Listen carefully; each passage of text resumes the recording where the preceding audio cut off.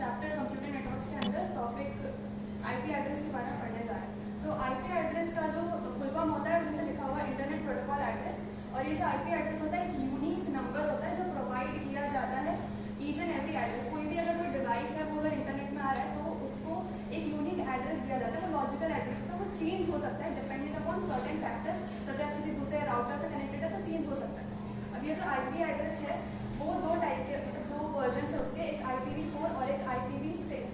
अब इस IPv4 और IPv6 के बीच में कुछ डिफरेंसेस है।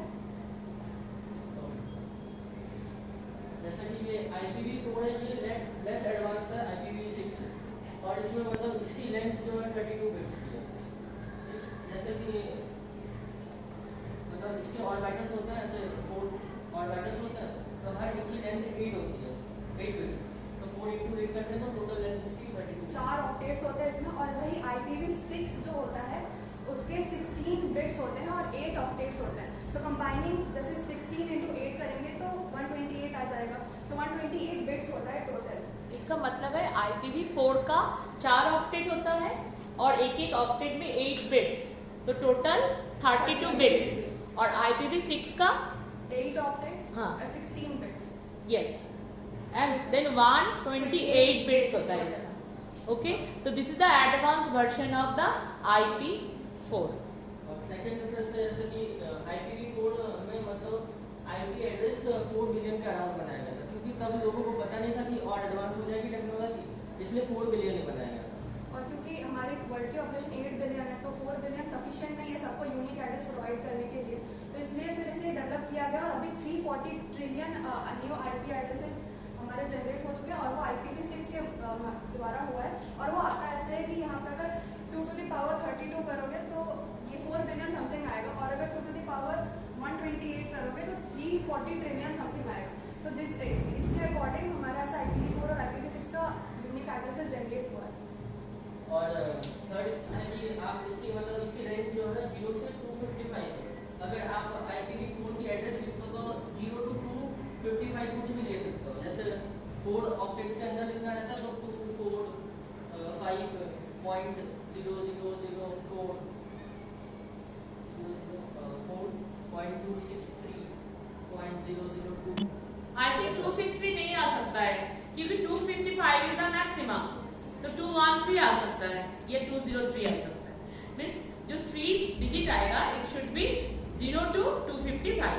और वही जो रेंज है IPv6 का वो एक्चुअली हेक्साडेसिमल है, पता है, क्योंकि ये जो है 0 to FFF 4 F होता है और 65535 तक उसका होता है, और इसमें हम ऐसे कंबाइन कर सकते हैं।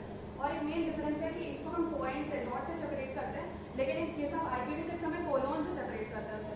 जैसे मैं लिख रही हूँ 08DF ऐसे करके मैं लिख सकती हूँ, और फिर यहाँ पे चलता जाएगा, ऐसे कोलोन से सेपरेटेड होगा, और ऐसे मेरे को एक बार मैं लिख सकती हूँ ऐसे 16 बिट्स का।